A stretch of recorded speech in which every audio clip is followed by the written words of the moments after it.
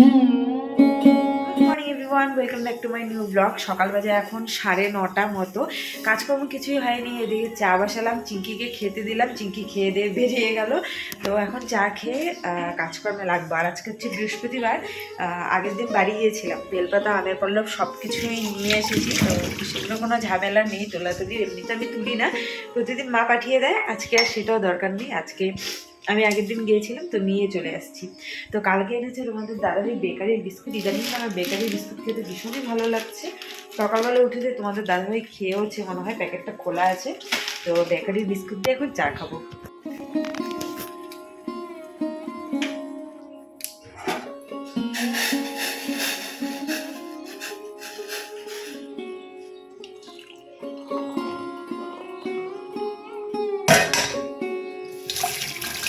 চা হয়ে গেছে, আর এখানে হচ্ছে গিয়ে আছে বিস্কুট, বেকারির বিস্কুট। কিন্তু এই বিস্কুটগুলো না একটু আলাদা রকম লাগছে। এই রকম টাইপের বিস্কুটগুলো আমরা ছোটোবেলায় খেতাম।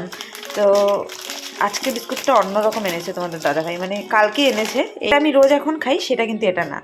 ব্লগটা এখন থেকে শুরু করছি। আশা করছি আজকের ব্লগটা খুব ভালো লাগবে। স্কিপ না করে শেষ পর্যন্ত দেখতে থাকো। আর বাইরে দারুণ সুন্দর রোদ উঠেছে, কিন্তু না সাথে হাওয়া আছে। হাওয়া থাকলে মানে এই সিজনে ভালো লাগে না, গরমের দিনে ভীষণ ভালো লাগে। তো চাটা এদিকে একটু ঠান্ডা হতে থাকুক, আর আমি ঝটপট করে বিছানাটা তুলি। যেই কাপটায় আমি চা খাই সেই কাপটা যেন কত বছরের, মানে আমাদের বিয়ে হয়েছে 5 বছর হয়েছে, এদিকে আমাদের রিলেশনশিপ হচ্ছে 10 বছরের।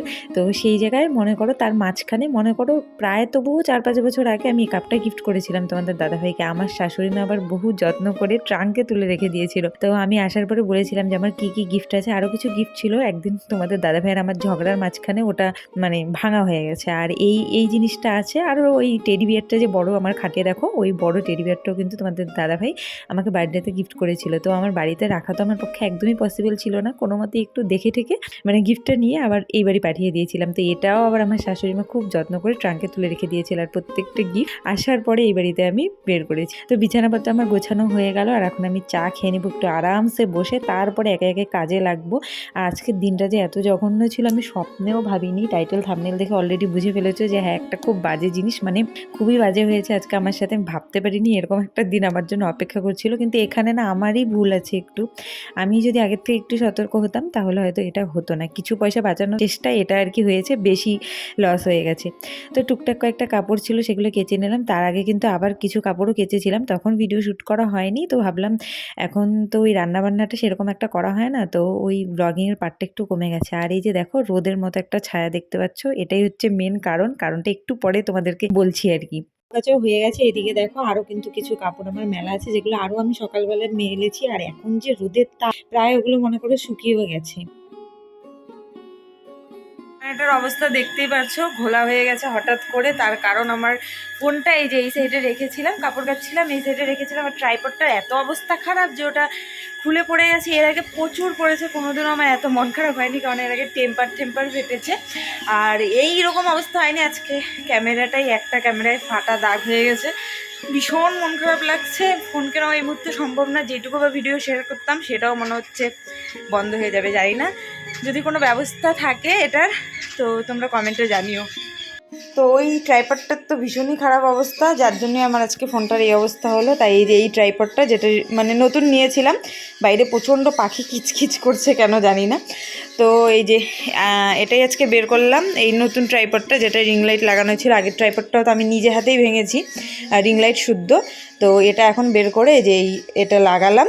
এটা ঘরে ছিল এক্সট্রা, এটার সাথে এটা দেয়নি, এটা আগের ট্রাইপডটার সাথে দিয়েছিল। তো এটা লাগালাম। এটা যদি আমি আগে করতাম তাহলে হয়তো এই জিনিসটা আজকে হতো না। ভীষণ মন খারাপ লাগছে, মনে হচ্ছে কান্না পাচ্ছে। আবার ফোন কেনা অসম্ভব ব্যাপার। তো এখনো পর্যন্ত দেখো বাসনও টুকটাক আছে, মাজা হয়নি। রাত্রিবেলায় যদি আমি এখন বেশি বাসন মেজে নিই, কারণ এখন না বাইরে বাসন মাজাটা প্রায় আমি ভুলেই গেছি, সিঙ্কেই বাসন মাজি। আর ঘরদোরও মোছা হয়নি, আজকে বৃহস্পতিবার প্রচুর কাজ আছে। আর মনটাও খারাপ হয়ে গেল। বদ্দি সকালে রান্না করে দিয়েছে। এখানে আছে পাতলা মুসুর ডাল, আর এখানে আছে ভাজা আছে আলু ফুলকপি আর পেঁয়াজকলি ভাজা আছে। আর ওই এসে শাক বানাবে। আমাদের দাদাভাইকে বলছিলাম চিঙ্কির জন্য মাছ পাঠাতে, মাছও এখনো পর্যন্ত পাঠায়নি। 12টা বেজে গেছে, জানি না কখন পাঠাবে। আমি ভাবলাম মাছটা ভাজা করে তারপরে স্নান করব, এখন পর্যন্ত পাঠাই। মনে একরাশ দুঃখ নিয়ে চলে আসলাম রান্নাঘরে। এদিকে ভাতটা বসিয়ে দিলাম, কেননা দুঃখ করে আমার সময় নষ্ট করে লাভ নেই। আর তারপরে এদিকে সব তাক ঠাকগুলো মুছে নেবো, একটু ধুলো ধুলো লাগছিল। আর আগের দিন রাত্রিবেলা একটু রান্না করেছিলাম, মানে কিছু ভাজাভুজি করেছিলাম, চিমনিটাও মুছতে হবে, তেল চিটে হয়ে আছে, রাত্রিবেলা তো আর মোছা হয়নি। খুব শখ করে স্বপ্নের কিচেন বানিয়েছি। এখনো প্রচুর কিছু করা বাকি আছে, কিন্তু এখন রান্না করি না অনেক দিন থেকে, মানে সেরকমভাবে রান্না করা হয় না। একদমই যে করি না সেটা কিন্তু না, যেহেতু ডেইলি ব্লগিংটা করা হচ্ছে না এখন, মনে করো এটা ওটা আমি মাঝে মধ্যেই কিন্তু রান্না করেই থাকি, রাত্রিবেলা করি। তো ব্লগিং যেহেতু সবসময় করা হয় না, তাই অতটা শেয়ার করা হচ্ছে না। কিন্তু না, মনে হচ্ছে যে না, তবুও মিস করছি কোথায় নিজের কিচেনটাকে, মনে হচ্ছে খুব মিস করছি। মানে এত শখ করে বানিয়েছি, যেখানে সবসময় রান্না করব, সবকিছু রান্না করব, সেটাই ইচ্ছা। তারপর তাই ভাবছি যে না, শরীরটা যতই খারাপ হোক, শরীরটা একটু খারাপ জন্যই আমার বড় যাকে বলেছি ও একটু রান্না করে দিচ্ছে আমাদেরকে। তো তারপরে ভাবলাম যে না, দেখি এর মধ্যে শরীরটা একটু ভালো লাগছে, তো ভাবলাম না, আবার নতুন করে আমি আগের মতো করে শুরু করে দেবো, কারণ রান্নাঘরটাকে ভীষণভাবে মিস করছি জানো। আর এদিকে ঠান্ডাটাও কমে যাচ্ছে, দিনটাও বড় হয়ে যাচ্ছে, এরপরে মনে করো কাজের চাপটাও মনে করো অত বেশি মনে হবে না, কারণ পুজো দেওয়া সবকিছু A to Z কাজ করা না, মানে মাঝে মধ্যে না খুব হাঁপিয়ে উঠে। আর শরীর খারাপের জন্যই বিশেষ করে, না তো সেরকম ভাবে কোনো ব্যাপার নেই, না তো কাজ করতে আমার ভালোই লাগে। আর নিজের কাজটা আমি নিজে করতেই ভীষণ ভালোবাসি। আমার মনে হয় কি যে আমার কাজটা অন্য কেউ করবে, সেরকম ভাবে পরিষ্কার হয়তো করতে পারবে না, আমার মনের মধ্যে এরকম একটা খুঁতখুঁতানি ব্যাপার থেকেই যায়। তো যার জন্য মনে করো মোছার উপরে মোছা, ঝাড়ার উপরে ঝাড়া, আমি এই জিনিসটা করি, জন্য তোমাদের দাদাভাইও রেগে যায়। তো দেখো, নতুন একটা এরিকোপা আমি এনেছি, বারান্দার মধ্যে রেখেছি। আর এটা না দেখতে ভীষণ ভালো লাগে, তবে গাছটা সেরকম একটা যে হয় না ঝাপসা টাইপের, একদম ঝোপসা টাইপের হয়, ওরকম হচ্ছে না। আচ্ছা কি করলে বলো তো হবে? যারা তোমরা মানে গাছ এরকম লাগাও ঠাকাও বা যত্ন করো ঠিক করে জানো, তারা একটু বলো তো যে কি সার বা কি ইউজ করলে মানে ঘরোয়া পদ্ধতিতে মনে করো যদি, তাহলে গাছটা আরও বেশি ভালো হবে, কারণ গাছটা একদম লিকলিকে পাতলা হয়ে আছে। তো এদিকে দেখো, তোমাদের সাথে কথা বলতে বলতে আমার মোটামুটি সব কাজই কমপ্লিট হয়ে গেল। এখন ঘরগুলো মুছবো, 3টে ঘর মুছবো, মুছে, আর এদিকে ভাতও হয়ে গেছে, ভাতও উপর করে দিয়েছি। 3টে ঘর মুছবো, মুছে তারপরে স্নান করবো, স্নান করে পুজো দেবো। আর পুজো দেওয়াটাও না ইদানিং খুব দেরি হচ্ছে, আমি এত দেরি করে ঘুম থেকে উঠছি, মানে সব কাজই ভীষণ দেরি হচ্ছে। আর মা যখন ফোন করে আমাকে জিজ্ঞেস করে, তখন আমি না বলতে না, আমি মানে নিজেই ভয় পেয়ে যাই যে এত দেরি হয়েছে বলবো। আর যেহেতু এখন গোপাল ঠাকুরকে পুজো করি, গোপালকে তো একটু তাড়াতাড়ি দিতে হয়। হ্যাঁ, সকালবেলার টাইমটা কেউ একজন দিয়ে দেয়, কিন্তু তবুও কেন জানি ভীষণ খারাপ লাগে।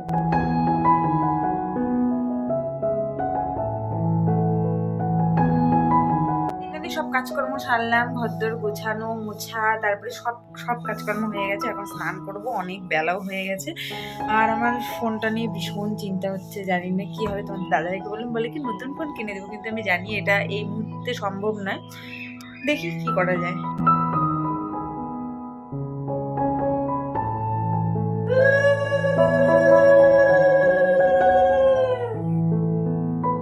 চলো, এরপরে তোমাদের দাদাভাই আসলে খাওয়া দাওয়া করবো। তো ব্লগ আর করা হয়নি, আমার ফোনটার অবস্থা দেখলে কতটা ভয়ানক, তো আর ব্লগ করা হয়নি, ভীষণ মন খারাপও ছিল। তো চলো, এর মধ্যেই আজকের ব্লগটা এন্ড করছি। আর ভালো লাগলে অবশ্যই একটা লাইক আর কমেন্ট করতে ভুলো না। দেখা হচ্ছে নতুন একটি ব্লগের সাথে, ততক্ষণ ভীষণ ভালো থেকো, সুস্থ থেকো।